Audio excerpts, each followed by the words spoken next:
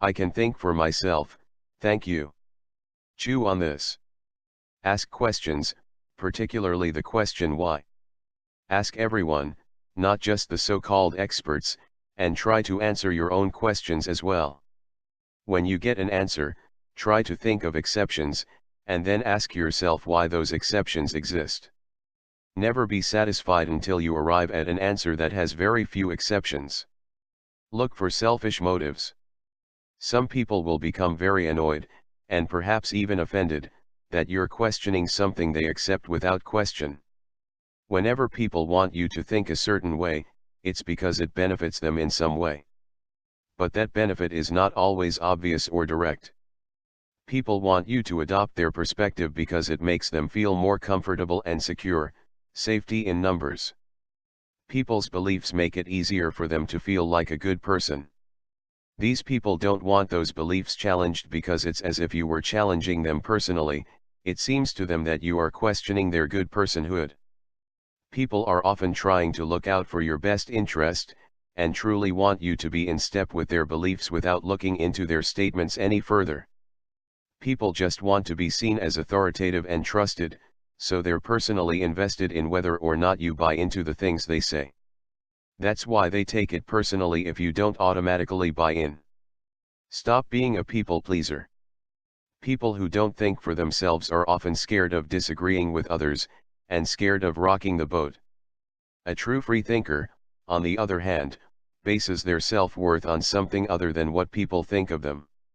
These people may still experience rejection, discomfort, and anguish, but they will continue to think for themselves. In cases where someone says he just wants the best for you, you may be accused of distrust, and it could make you feel guilty. But keep in mind that anyone who truly cares for you will be willing to patiently explain their point of view and why they feel that way, and allow you to decide for yourself whether that is enough evidence for you. Challenge yourself. What I want to do. Why should I do it? What would I get if I do it? What I am getting for not doing it. Do the research. Look into the statements made by others.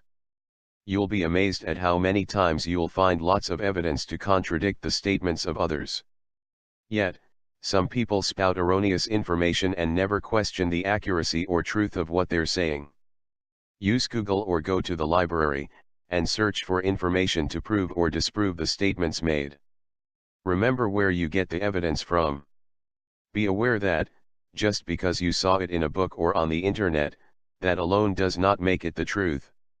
A lot of websites commonly seen as a font of knowledge, Wikipedia is a good example of this, can in fact be edited by absolutely anyone, and inserting false information happens. It's known as wiki salting. Decide whether to speak up. Thinking for yourself is one thing, expressing your thoughts is another. If your conclusions don't line up with those of others, you can keep them to yourself, or present your own perspective. Just be aware that the latter is likely to lead to heated arguments. Once you've found evidence, one way or the other, you can speak up about it. Yes, you know, after we talked last time, I was so interested that I looked that up. That's amazing, isn't it? Hard to believe, but true. Or conversely, you can say, I know that sounds amazing, and I hate to burst this bubble because it's fun to believe that could be true, but I looked it up, and it looks like it isn't true. I feel bad to be the bearer of bad news, but I just don't think that's true. You can look at, wherever you found your disproving evidence, and see for yourself. If you'd rather avoid arguments and debates, employ some evasive maneuvers. Change the subject, find a reason to step away, or just say I don't really want to talk about this right now. Be humble. When you're breaking the news that your friend is passing along a false tale, let them know in a humble and compassionate way. Don't just come in crowing and congratulating yourself for debunking a myth. You may look smart to others for a minute, but to your friend, you look like a jerk. Go outside your comfort zone.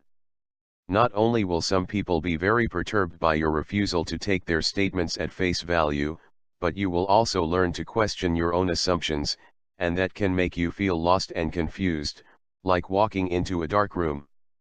It takes courage to face uncertainty. Be bold. Beware paralysis by analysis. When you're thinking for yourself, you're taking full responsibility for your life and your actions, because you can't say you were trusting someone else's judgment. This can be very nerve-wracking, and lead to excessive self-doubt. Remember that thinking for yourself doesn't mean being sure. It means making decisions based on your own analysis, rather than someone else's. There will always be some degree of uncertainty, no matter what, that you must learn to accept and cope with. It is often said that people are either followers or leaders.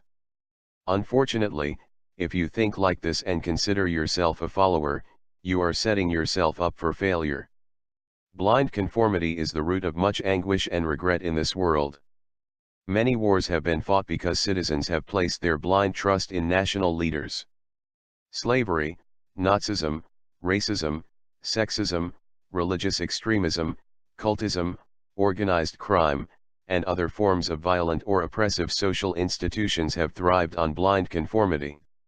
Abusive and dysfunctional relationships stem from the same insidious root. Do you tell yourself that you have to be in a relationship to be worthy, that you would be nothing without your significant other, that you deserve being battered or called filthy names, that it must have been your fault anyway, that things will be different in the future, that you simply need to try harder? Such self-downing thoughts are part of an oppressive socialization that can keep you in a dysfunctional relationship. But you can begin to look more critically at these beliefs and to see that they are groundless. Do you find yourself demanding the approval of others, think yourself worthless unless you get it, and accordingly jump on bandwagon after bandwagon trying to fit in? Does your life feel out of control and your stress level through the roof? Then it's time for a change. The change in question is not looking for another bandwagon to jump on or falling into another dysfunctional relationship, or relying on drugs or alcohol to get you through the day. Rather, it's time to do some critical thinking of your own. This video is devoted to talking about how you can think critically about life issues. The first principle of critical thinking is to believe things only on evidence. There was an essay that I read that said, it is wrong in all cases to believe on insufficient evidence, and where it is presumption to doubt and to investigate, there it is worse than presumption to believe. In other words, question, and question before believing. A successful life requires you to be a detective. This doesn't mean that you should go to the extreme and believe nothing. This extreme can leave you in the same boat, not taking constructive actions to move your life forward. Don't go to extremes, you're likely to act wrongly. People do not fall into tidy categories of leader or follower. Lead yourself.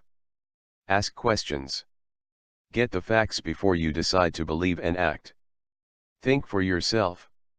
Believe in your abilities, consciousness and awareness. K.I.K, knowledge is king, get into the know. Peace.